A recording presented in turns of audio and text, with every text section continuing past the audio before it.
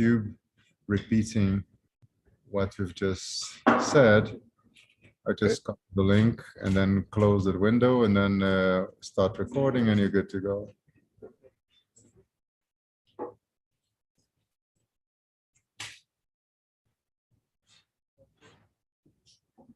Tube repeating what we've just, so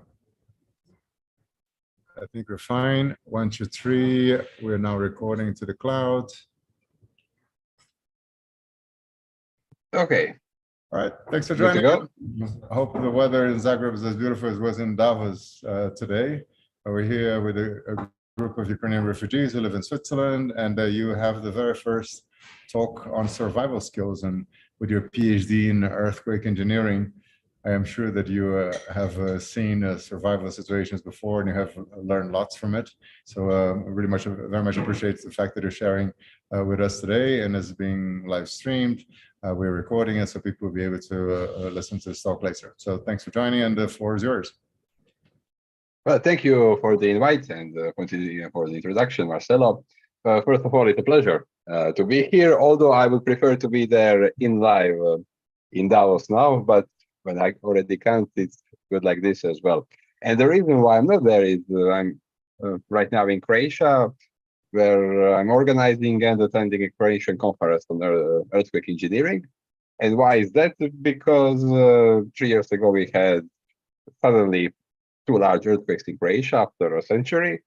And of course, after several years, and especially after a century, everyone forgets about the earthquakes. And then you get disproportional damage and victims.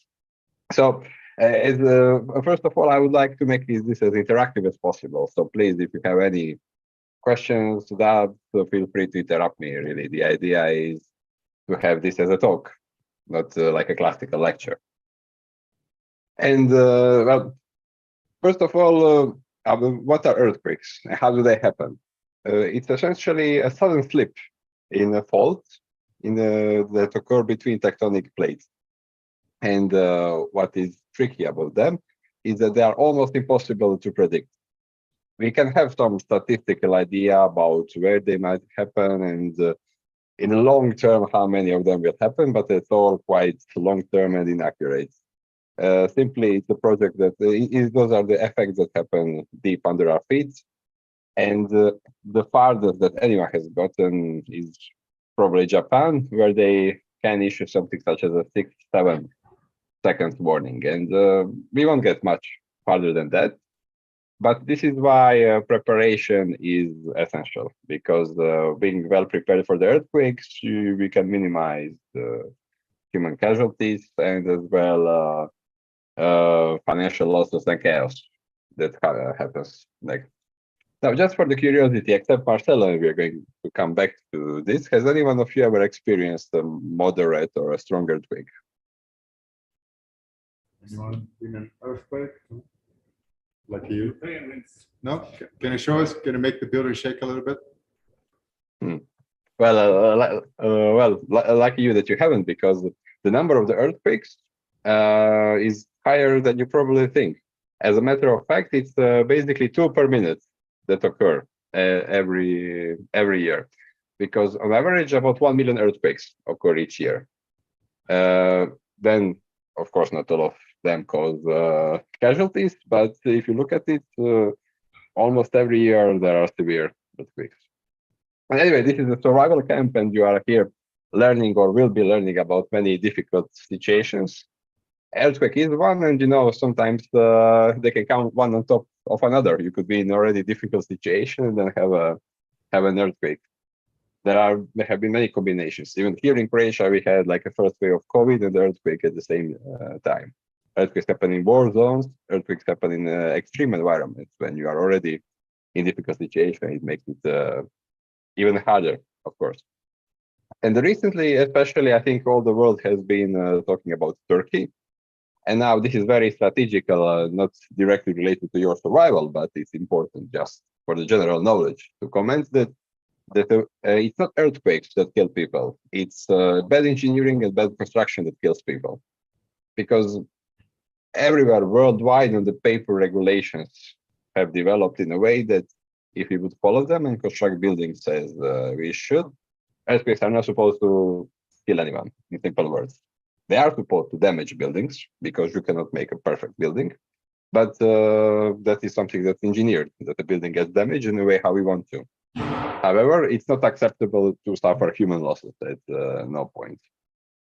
Another difficulty with earthquakes is when it comes to historical heritage building. I mean, and you have a lot of historical heritage in Ukraine, so you would know that. The thing is, when you have something that's a stone masonry or a brick masonry, it's a monument.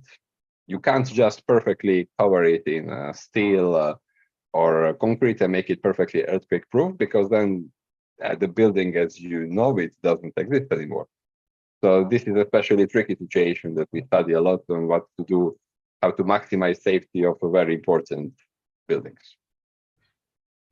So now let's get a bit more to the practical side. So the earthquakes are very unpredictable. Even some zones of the world which we think are not seismic, maybe are not that seismic just because we've been really lucky in the last few centuries. Happens every now and then that we find out some new faults. And faults are the borders of tectonic plates, where they move either one under the other, or they collide directly, or they shear one next to each other, which causes earthquakes. Also, earthquakes can be caused by human interventions, such as deep drilling and stuff like this, or of the volcanic effect. But the point here is really that we know statistically where the earthquakes might happen, but surprises always do happen. So the first thing that I mentioned is bad construction that kills people, not the earthquakes. But this is something that you cannot personally make an impact. What you can do is two things: preparations, which are especially important if you know that you are in a highly seismic zone, and how do you act during the earthquake. So maybe just for like a curiosity, let's say you find yourself suddenly with the ground shaking. What would your instinctive reaction be? Would you try to run away from the building outside, or do one of you would prefer to run away? Can you raise your arm? Well, okay. This is the most common mistake. This is the most common mistake that the people usually do, and it's sad, but we see even when we look at some recent earthquakes, it's often the people who try to run away that get hurt, or unfortunately they even die. And why is that? Well, speaking in simple words, often if the buildings are properly designed or even moderately properly designed, during the earthquake they will suffer a lot of damage, a lot of cracks will appear in these buildings, but they will not necessarily collapse. But what does happen when the earthquake starts is that many parts of the building start flying away. And when I say part of the building, those are blocks that are weighing 100 kilos or more. So in a way, it starts raining bricks and blocks. So the last thing you actually want to do is be running around the building at this moment. In fact, what you should do is, at the moment when it starts shaking, either go close to the center of the building under the door of a load-bearing wall, which probably sounds a bit complicated because most of you are probably not engineers, and now you are thinking, what is the load-bearing wall? Well, if you know the one, then it's ideal to go in the doors under the load-bearing wall. But since you probably won't know, a very safe pick is hiding under a solid wooden table or a desk. Why is that? Because something that is as solid as a solid table or bed will smoothen the first impact of a part of a floor that's falling down, or any elements of the building that are falling. Because remember what I told you, if it's a strong earthquake, it is going to start raining bricks and blocks both inside the building and outside the building. Not only bricks and blocks, part of the building that are collapsing, but also furniture.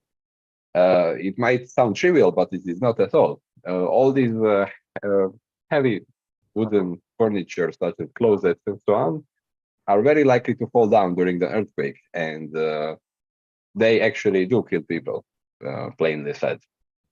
So actually what you want to do during the earthquake is really find a safe spot as possible inside where you are at the moment, remember, the ideal is some very heavy wooden desk, if not a bed, something that will smoothen the first impact. And then when you feel that the shaking has stopped and the earthquake lasts somewhere between, let's say, 30 seconds to 1 minute, 1 minute and a half, once that the shaking has stopped, then if you are not well, under a certain amount of rubble, then you try to, without panic, go outside of the building to some plain open space. And why are we staying always under a bed, under a table? Because even if you are under a rubble, it's not as bad if it's damped by this element. Then you can wait for a help in probably not too comfortable position, but if it damp this first impact of the blocks. But okay, so let's say now you have been in the safe space, the shaking has stopped, and you at this point try to go out as smoothly as possible. First thing is if you are in a building, if you're not in some extreme environment somewhere, you should definitely not use the elevator, because elevators regularly get broken during the earthquakes and they malfunction.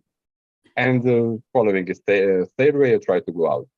Why is it important to go out once the earthquake is done? Is because the earthquake also often come in series. It can be just an aftershocks, which can still be like a final blow to already damaged building, or sometimes it's a series of strong earthquakes one after another. So at this point, you really want to go somewhere on an open space, which means not only far from the buildings, but can also be farther from heavy trees. These strong earthquakes do also collapse trees. Okay, but let's say now that you are outside of the building and you are safe from the falling parts, we come to the second problem. The second problem is that on a scale that's highly imaginable, if you haven't seen it, is that the whole region where earthquake has struck usually descends in a total chaos. There are a few reasons for this. Earthquake is a specific natural disaster which affects everything on the spot. You can also see it from the testimonies of the people who experienced really strong earthquakes. The word that people often say is feeling completely helpless, as like you cannot escape from it. And exactly this is the reason when earthquake affects, because it affects everything in the region, is that usually it's the chaos that follows, which means that the roads are malfunctioned because bridges are damaged, roads are damaged, internet is gone, telephone lines are gone, because all of the infrastructure and all of the connectivity, not all of this, I'm sure Marcelo will tell you more about that, but the majority of it relies also on some kind of construction. Towers, transmitters, which are particularly vulnerable in earthquakes because those are very slender buildings. So what you can actually expect after earthquake is total chaos in terms of no means of communication, no means of transport. Of course, no drinkable water, because if it's strong earthquakes, all the pipes are broken. No way that there is electricity. And if you're lucky, there is not going to be a big fire caused by the collapsed electrical installations. So this is the part where we come to preparation. Of course, if the earthquake happened in unexpected way in a region where it was previously considered not to be so seismic, or you just had a very bad luck that against the statistical odds in not such a seismic place you have experienced a strong earthquake, the odds are that you are not perfectly prepared for it. But if you do live actually in the place where you know that there is a quite realistic seismic risk, there the preparation becomes really important. And standard rules that are usually advised all over the world, and they really brought it to perfection in Japan, I would say, but also, for example, in California, they are not so bad. So I'm going to read you a few of the recommendations that, especially in Japan, they suggest. It's quite simple, actually quite logical. To have enough food for 72 hours, to have enough water for 72 hours, to have a first aid kit. And also probably at your apartment, you want to have a fire extinguisher, as if you remember, I said fire often follows the earthquake. Ideally, a portable radio with extra batteries to hear the instructions from the authority on what to do in this moment. And the radio is ideal because the signal of other devices easily will get lost. And if it's a cold region, then definitely extra blankets, clothing, shoes, and money. Basically, in a short words, what can happen is that after earthquake, you are on your own for 3 days. And these 3 days, they don't come just out of the blue. It comes from a lot of research done in very seismic areas like Japan. And Japan is probably the best prepared country, seismic country. But nevertheless, the research shows that 72 hours are critical, as it's a time necessary to, again, regain order, and that basically the state regains functioning in terms of transport, food, water, etc. Another thing that happens, and it's probably not always the good idea, if after you get in a car and start running away, probably not a good idea. And we have seen this in Turkey. Actually, today I spoke with a lot of colleagues who were on the field in Turkey, where the problem really was that everyone who was in the cars started going away from the region, and then all the roads got blocked. And eventually, lots of people got stuck in the middle of nowhere on the roads, which made even harder to organize a help and delivery of food, medicine, water, as it became more dispersed. Bigger problem with that is that when you block the roads also for the firefighters, for rescue teams, for ambulance. So like, yeah, and it's really best that you try to find a safe spot with the things that you have prepared before, and then try not to make a difficult situation even more difficult. But okay, this relates to let's say classical seismic events in a city or a village, as here we are also learning about surviving in extreme environments. To some extent, similar rules also apply in the nature, because similarly as buildings collapse, in the same way the parts of the mountains collapse, walls, trees collapse. So what you want to do is, again, when it starts shaking, not to try to run away, try to find the safest spot that you can, and only then, when after 60 seconds or so, the strong part of the earthquake is gone, it's finished, then try to go to the open space. But again, don't try to run in panic, because I said before that it's not earthquake that kills people, it's bad engineering that kills people. But I would like to add that panic also kills people. Also in these recent earthquakes, like really many lives have unfortunately been lost due to the panic and running in panic during the earthquakes.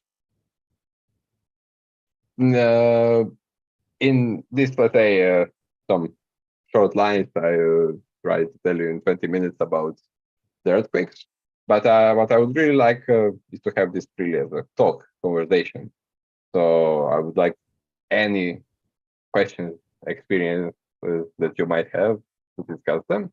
But before that, I know that I think Marcelo was in Tokyo during the Fukushima incident, right? Marcelo, can you come here and tell us about Fukushima and your experience going through an earthquake? So this is the guest seat. No, that's our first guest. Hey, hello, Marcel. Hey, how are you?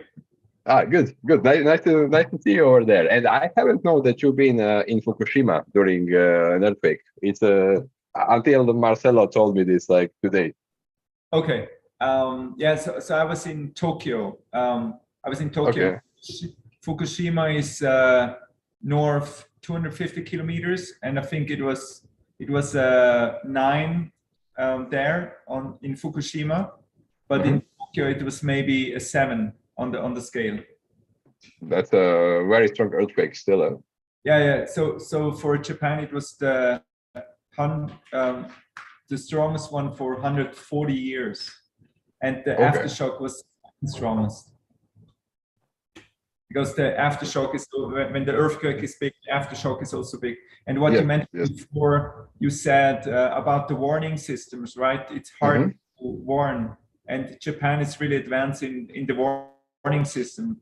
But that earthquake, the biggest one, they didn't see coming. Ah, okay. And actually, Fukushima, the problem with the nuclear was it was not well maintained. So the tsunami, so the earthquake created the tsunami, right? So the tsunami hit the Fukushima, the nuclear plant. Okay. And it damaged one of the towers. So this was actually the really the danger, you know, like the nuclear catastrophe. And actually in Tokyo, I think two people died in a city of 36 million people. And yeah, so I don't know. I mean, actually, that is impressive. Of course, the death of every person is a tragedy, but it's impressive that for such a strong earthquake, which you said was about 7 in Tokyo, there are only 2 victims. But Japan is really the best prepared country. And yet, okay, still you say their early warning system missed this one, right? But in any case, with this early warning system, you can't do much. These few seconds are not enough to run away, but it means a lot because you have enough time to go close to the building core, under a load-bearing wall, or under a big wooden desk or bed. So this can make a lot of difference. And how did it feel experiencing it in Tokyo? Because the people usually say it's one of the most horrifying feeling because when the whole ground is moving, there is like nowhere to escape, basically. So I was in a meeting room. We had a kickoff meeting for a software that I was leading, and then it was shaking one minute and really intense. And there were in the meeting room there were shelves and all, like they were opening and stuff was falling out, and I didn't know what to do. And after 1 minute, I went out. And so all the Japanese colleagues were under the desk, you know, like this. And I didn't know what to do because we had training, but I didn't remember when it was all panicky. And, you know, the Japanese were not panicking, but I was nervous. Yeah, it's normal. Usually, like these preparations, you always think it's happening to someone else. You know, it's like I guess when you come to Japan and you listen to this or read about instructions, it's like, you know, listening to in a plane when you listen to the stewardess explaining how to put a belt. It's something that people don't pay attention usually. Yeah. So I can imagine that, but it's interesting to hear that the Japanese, that the people were actually not panicking, right? They went more or less smoothly under the desk. Yeah, and in the night, everyone was sleeping in the company because the trains were not. Sorry, the trains were not moving again because the earthquake changed the tracks, the railway tracks. Okay. Right? So they couldn't move anymore, and like 80 people stayed they slept in the office because they couldn't get home, and some walked home for 40 kilometers. Yeah. So it was a strange situation there.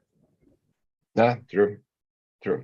Which is actually a good point why a school on survival skills like the one that you are all attending now is a great thing, because you may think that you live in like a peak of civilization, but you see, even in Japan, which is extremely prepared to earthquakes, after the earthquake, things stop functioning.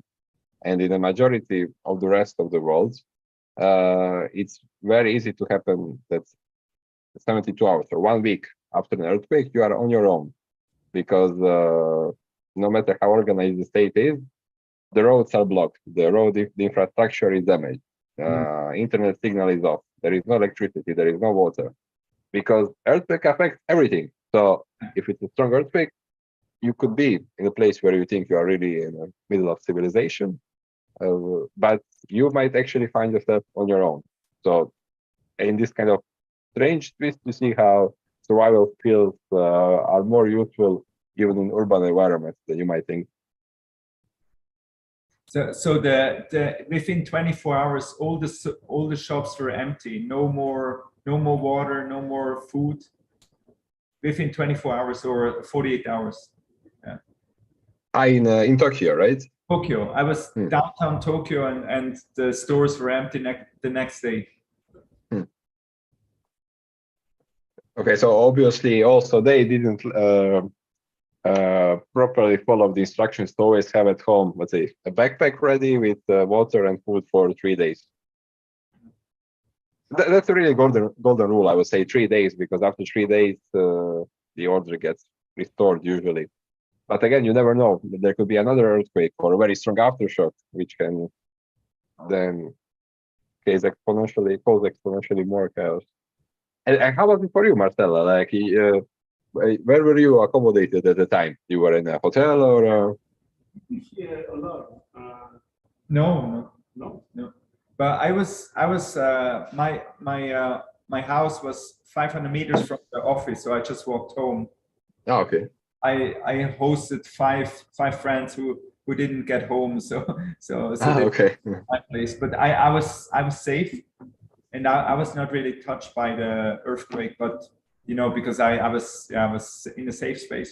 But I didn't have the backpack packed, so no more food in my house, because in my building I had the shop that does 24 hours, and the demand and supply is so smooth in Japan, so they resupply every day 5 times or so. Okay. So because of the earthquake, the resupply couldn't be done, so that's why it was empty. Well, another technique with regards to food would be of another, not Marcel, but Marcelo, who practices extreme fasting. So I guess if you are used to extreme fast, there is no food, you are like, okay, whatever. You still need water though. Yeah, that's true. That's true. So I guess Marcelo, you should only pack water and then. Thank you for shares. Thank you. Thank you for sharing your experience with. Thank you. The Tokyo earthquake. Thanks, Igor. I'm hiding here in a corner so that you're the only talking head in the recording. But the next phase of the conversation here will be questions from the audience. Before we get to that, could you send us a list of links with useful information in terms of what you've discussed, or Wikipedia articles, anything that could be relevant, not only to people who live in earthquake areas, but also those who get to travel, who could be affected, even though they have never had a chance to prepare for that. So any links would be most appreciated. Absolutely. Should I put them in the chat? You can send it, I'll pass it on. Okay. Okay. Right. Okay, great. I'll send you 2-3 links, and it's often like a 2-pager which explains everything, which is essential. Yeah, you can send your PhD thesis as well. It's only 500 pages. Right? Yes, if someone really wants to know more, but if they really want to know more, they can read PhD thesis. All right, so opening the floor to any questions in anything that you're curious about. I guess you don't really have earthquakes in Ukraine. It's not close to a plate. So that's one problem you don't have. You have many others, but not that one. Here don't have them. We're not on a plate. So we have them, but it's very mild. No, you can confirm that, right? Maybe you can tell us a bit more about tectonic plates and which areas around the world with a big population are at risk. Like Turkey may be surprising to many people, but the whole of Turkey is basically a tectonic plate with lots of risk areas, right? So could you tell us the highlights, the places like Japan, like California, that could really cause a lot of harm to a lot of people very quickly? Exactly. The whole key is that the earthquakes occur along boundaries of tectonic plates.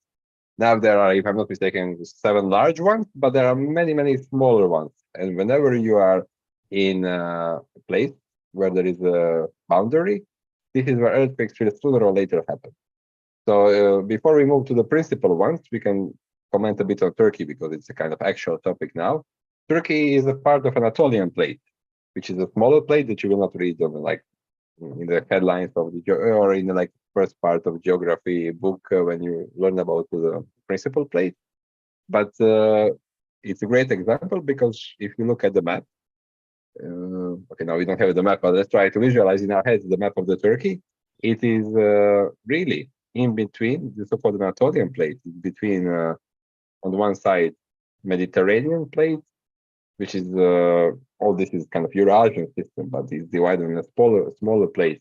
So there you have on the one side the Asian plate, on the other side the Middle East. You have on the Mediterranean one, and then again due to this global movement, as the Mediterranean plate is slowly going more on the north, and is also on the border there with the Pannonian side.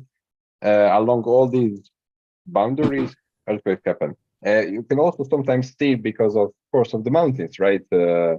If they are still if there are volcanoes or some, let's say, very young by formation mountains, it's because there is interaction happening. But the most seismically dangerous part of the world is so-called Pacific Rim.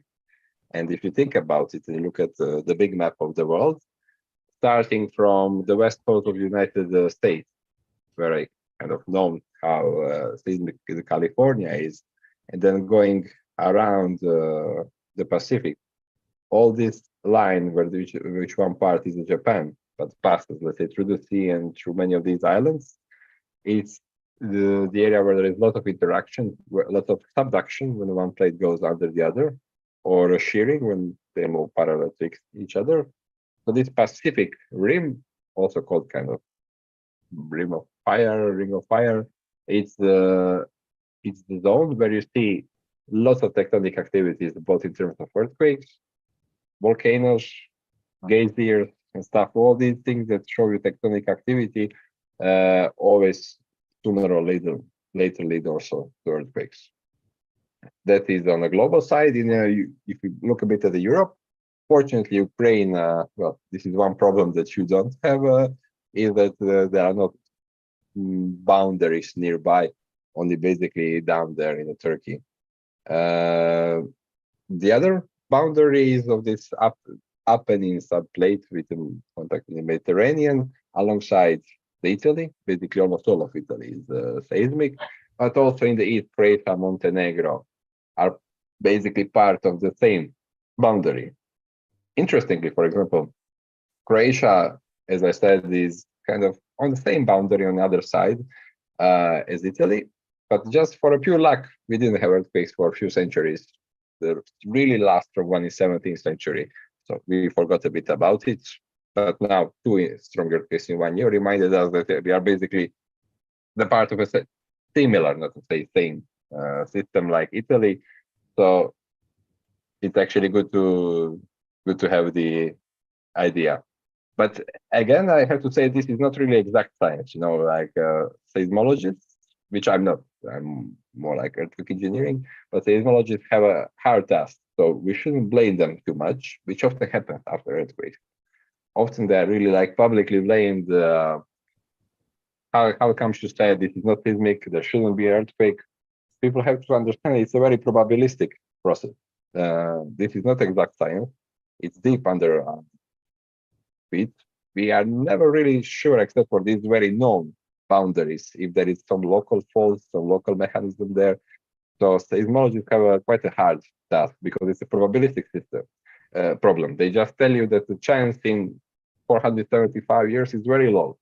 But even if it's 0.1%, the chance for someone winning the lottery is much smaller. Yet today, probably many people around the world won the lottery, right? So you can never be 100% sure. I wanted to. Okay, come closer. Oh, yeah. And you can ask for the microphone. I just wanted to tell that we don't have like earthquakes in Ukraine. Maybe it's hard, just a little bit that don't cause any damage, but we have we have these rules in primary school. We learn the like general rules how to save yourself and etc. Okay. So and it's very good to know before because you never know what can happen. Okay. And yeah, thank you for the election. Yeah, just wanted to share that. Yeah. Well, no problem. No problem. I am really happy to share it. But you know, one similarity that I can draw is the similarity between war damage and earthquake damage. And we kind of, I mean, not kind of, but we know it also in Croatia because we had a war in from 1991 to 1995. So most of the experience that our engineers, for example, had in assessing the damages came from the war. But you know, some kind of this principal behavior in the building is not that different. Now, if you are in a war zone and there is a possibility of a rocket hitting or causing damage to the building, in the way it also causes partial collapse of the building. So, following some of the principal manners of acting, like trying to go close to the core of the building under a load-bearing wall or under a desk, I would say still work. I'm not the expert in this, but I mean, but following some like physics and logic, I would say it should be the same behavior because again, the damage from the war will cause hopefully partial damage to the building. When we look at the photos also from back in Croatia or now in Ukraine, it's not always that the whole building collapsed, so part of the building collapsed. So in these cases, it really helps to follow the same steps. Yeah, of course. Any question? Can you come closer?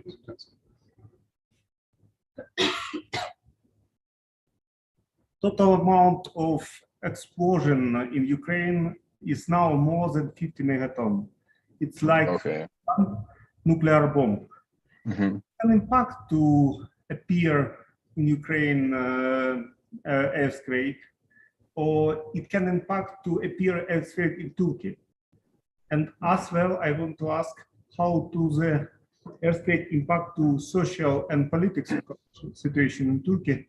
Is Erdogan still be president even earthquakes happened?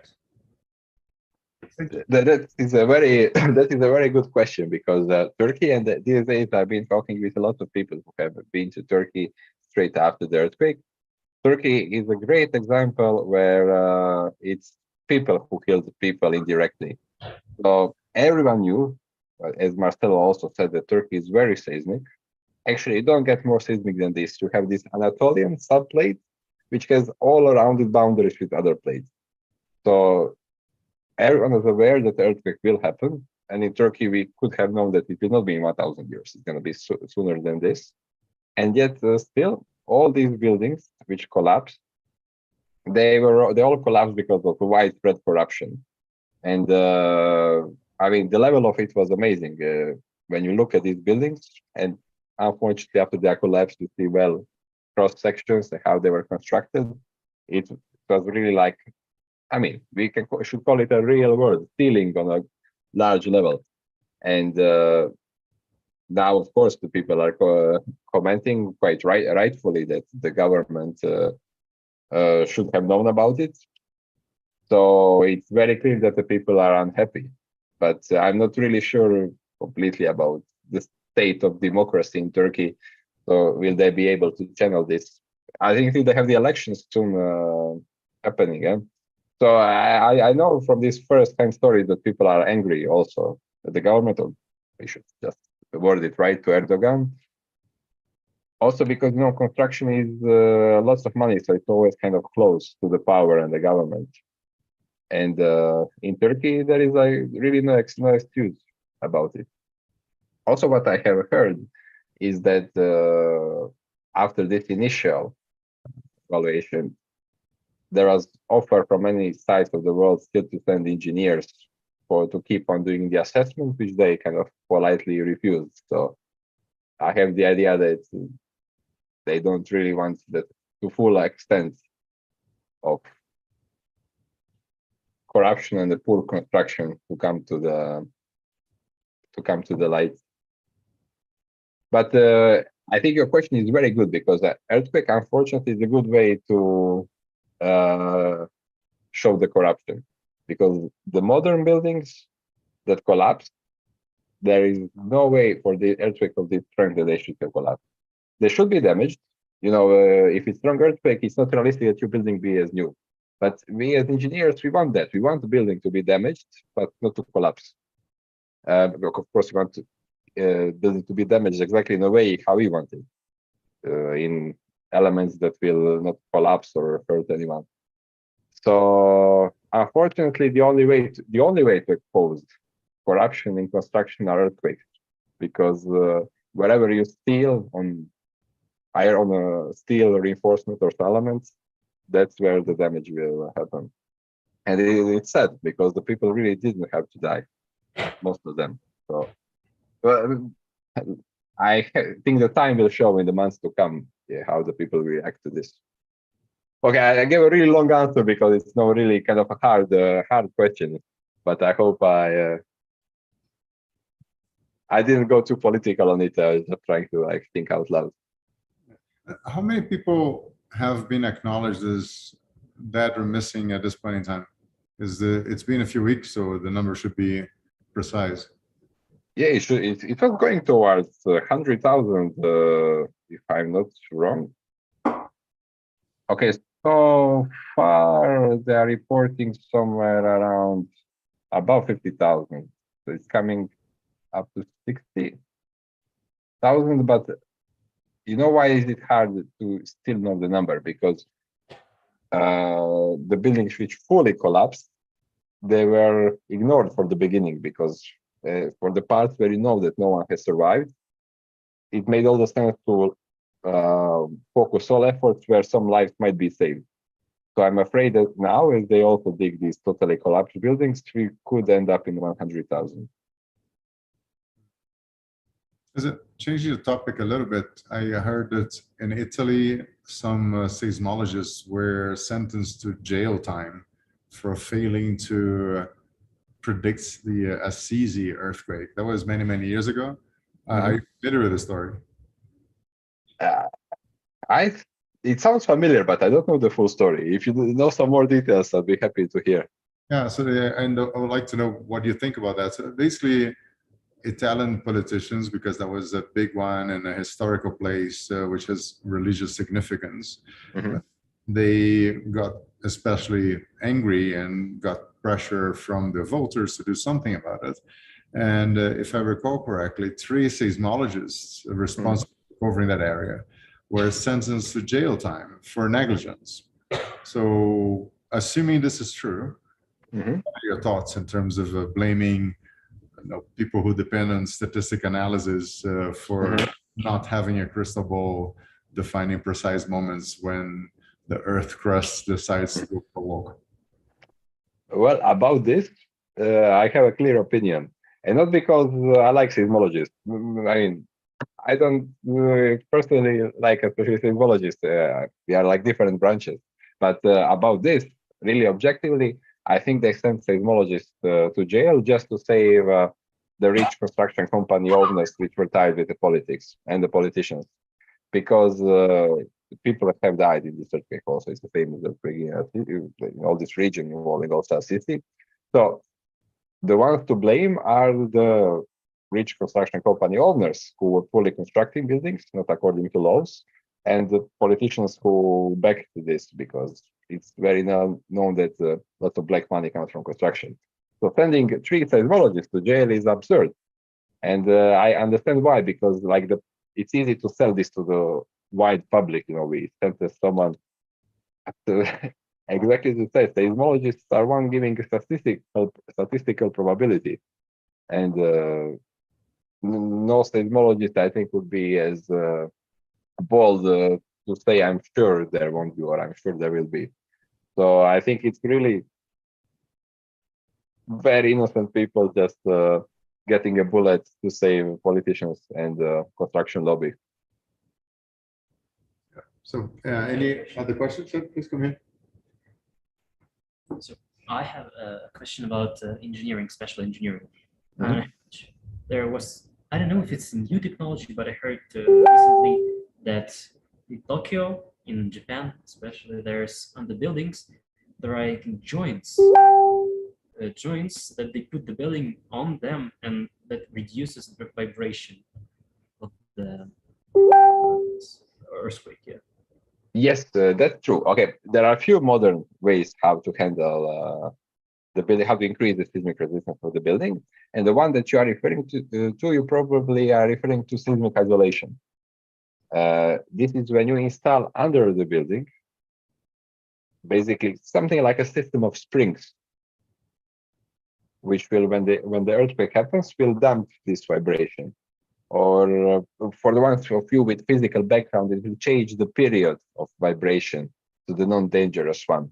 But okay, I don't want to get too technical here because this will become boring. So basically what these springs do, they concentrate the deformation in these springs and they smooth down the vibration. So instead of building going, like this, these springs are constructed all under it and they will like smooth it down, and the building will smoothly move to the left and to the right. And that is very effective. It works, but it's very expensive. So this is something that is made under parliament houses, under hospitals, under, I say, the buildings that you want to be functional no matter what. Okay, probably we can do without parliament house, but under, let's say, firefighter centers, hospitals. Is this the one that you had in mind? Yeah, yes. Because there is also something similar that will involve joint, and it's another thing when inside the building you create some kind of joint which you want the damage to be focused on. Again, just a little bit of physics. When the earthquake happens, it gives some kinetic energy to the building, right? So earthquake has sent his kinetic energy to building. Now the building has to dissipate this energy. Cracking dissipates energy. Just the moving through the air with internal friction dissipates the energy. And another thing is constructing this special joint around the building, which will crack in the case of earthquake. That is fine. But they also kind of special dampers with oil. So as they crack and move, they spend the loss of this energy that earthquake has sent to the building. But these two things, especially the one that I think you said about this seismic isolation, it's a very cool thing. It looks very interesting when you see it. It works, definitely. We can easily physically prove it works, but it's very expensive. Thank you. I have a similar one to that, which is in Taiwan, in Taipei. There is a giant sphere, very heavy, at the very top of the building. And it is a touristic attraction because you go all the way to the top and you see this thing that is probably 5 meters wide. Could you explain why having very heavy object at the top of a building prevents it from shaking in a frequency that would cause it to collapse? That's right. That's a very cool one. It looks amazing also in the experiment when you see how it influences. Alternative is also with water reservoir. Because having a large amount of water, even if it sounds a bit counterintuitive, and for some specific subtypes of earthquakes will be really bad. For the other, it can be helpful. Because in the end, this water acts in similar way like this thing that you described. Could you explain the physics, as in how would that prevent the building from being damaged? Because it just creates a certain resistance to the lateral movement. I mean, it's counterintuitive, isn't it, to add weight to a building to make it more resistant? Maybe we can think of analogy with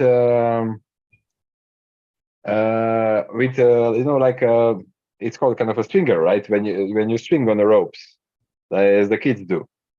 So if you are swinging on a rope and someone is pushing you from behind, if this person pushes you at the exact right moment when you are at the end of your displacement here and you get pushed, then you start going really, really far away. Usually the kids do that, right?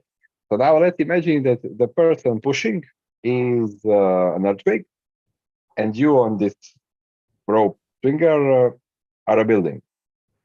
And this time from which you are here and you do the full circle back is called your period.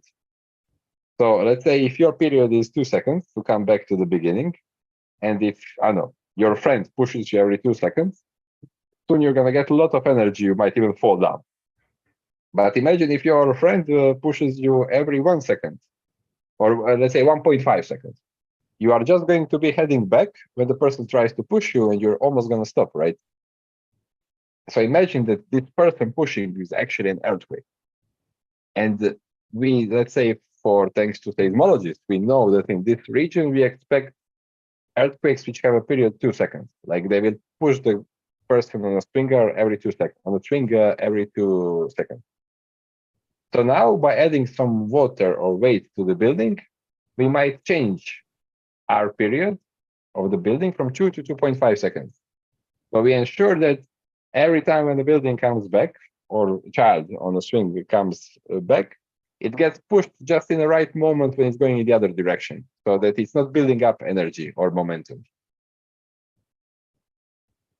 I hope I was not too confusing with this, that you got an idea. Yeah, it's pretty good. No, you handled it well. I'd like to shift a little bit to topic. Anyone has more questions? Good?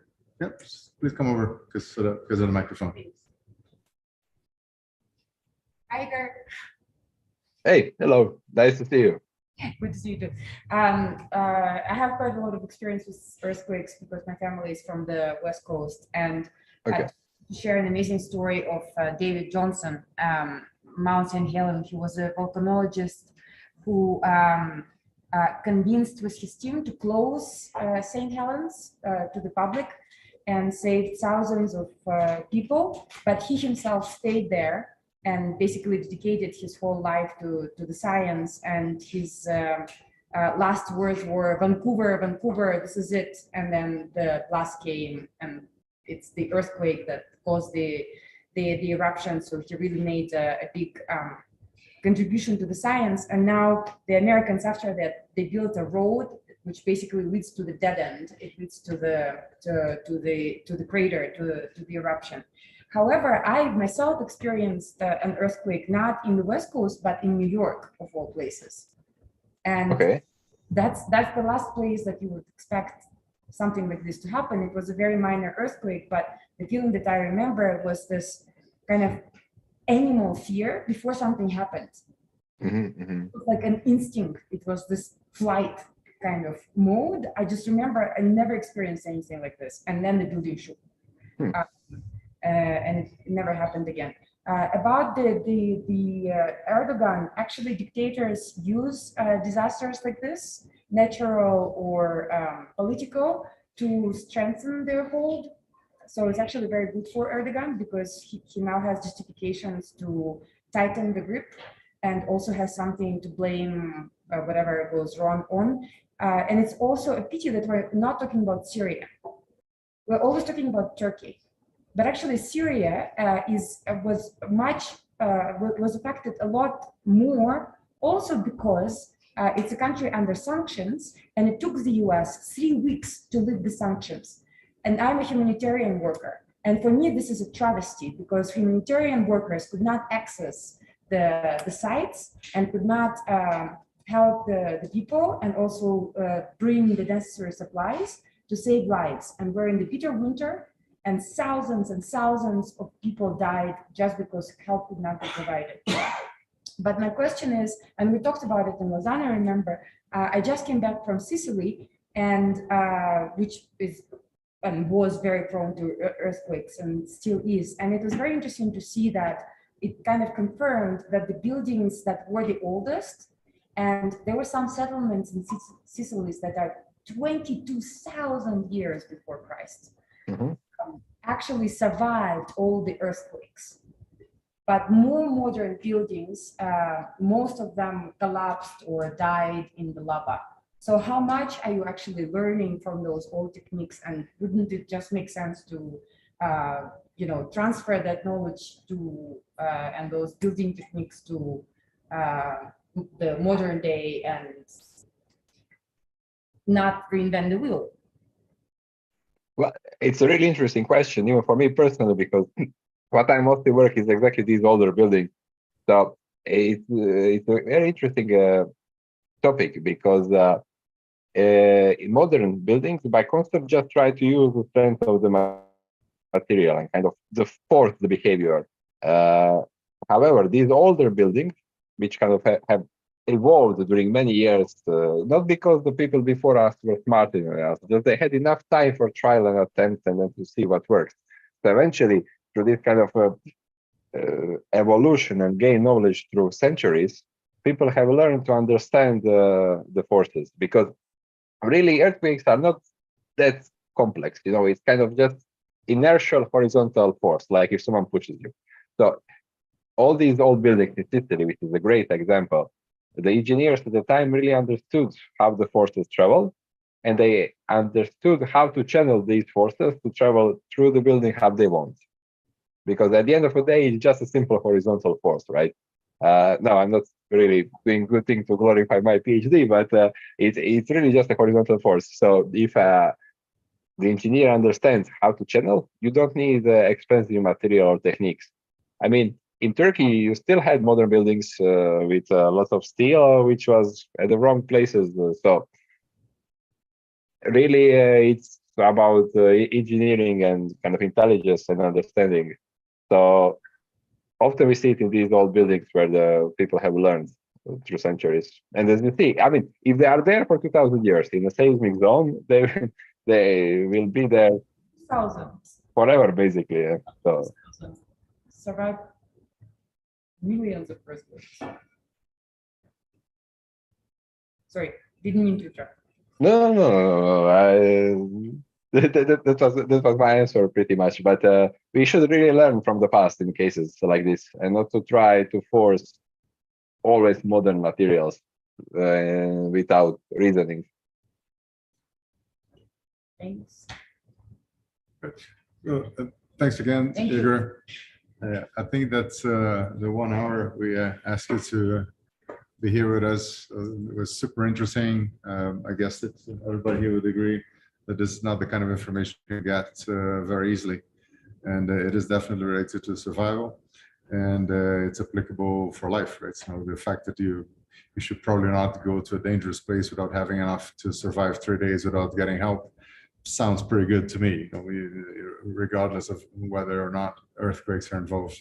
And I can only recall having been in one earthquake. It was 4.5 in southern France, and I was really tired, so I was having a nap, and I thought it was my girlfriend trying to wake me up. So I basically told her to let me sleep a bit longer, and nope, didn't work for some reason. Anyway, on that sad note, thanks so much. Wish you all the best with the event that you're hosting this week. And let's catch up soon when we get back to Lausanne. Yes, looking forward. Thank you for the invite, and thanks everyone for the comments and questions. I really enjoyed this as well. So enjoy the rest of the week.